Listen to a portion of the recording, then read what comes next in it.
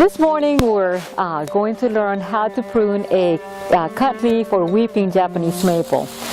And as you can see, this tree is leaning over to one side, and that's probably where the tree is receiving the most sun. This side is bare.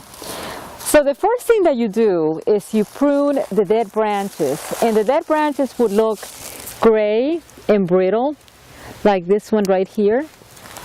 You can still see the buds, but the branches are not red like the live branches. The buds are not vibrant. The next thing that you're going to focus on is to bring the tree back, and just think about a triangle. A triangular shape is what we want, because we want the light to penetrate all the way through.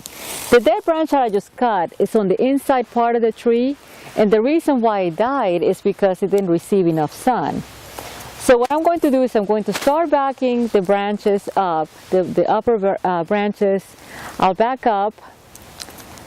Like for instance here, I'm going to cut this to one pair of buds, and here to one pair of buds, so there's light that's going to go through the lower branches. These I'm going to leave a little bit longer. This tree has some platforms down below, but it has 3 branches here that are going to conflict later as the tree gets bigger. So one of these branches eventually is going to have to go. So this one probably will, this one in the center.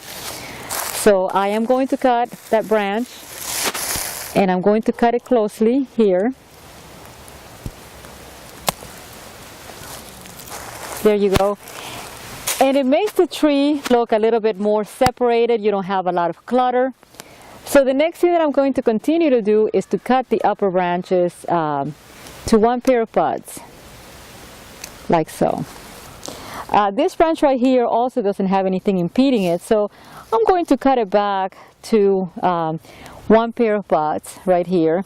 And when you cut the trees like this, it invigorates them. So next year the branches are going to be a little bit stronger. This tree is growing in the shade, so the branches are strong, but not as strong as they would be if they were growing in the sun. And you can count this branch, for instance, has 3 buds. One here at the end, the one in the middle, and here one very close to the trunk. I also want, these 2 branches are going to compete, so I'm going to cut this branch back to here, and this branch back to here.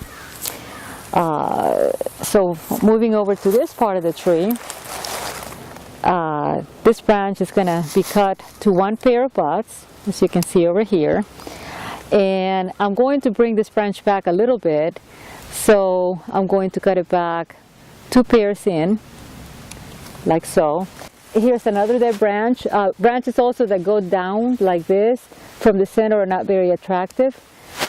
So any branches that go straight down from the trunk, will be cut back. Here's a little stump from a previous branch that was cut a while back. You need to cut that too. Here is another dead branch, a gray branch, so that will go. And so you're creating space for the tree, you're creating air space, you're creating light for the tree, and you're making a nicer, more appealing tree to look at in the wintertime when the leaves fall off.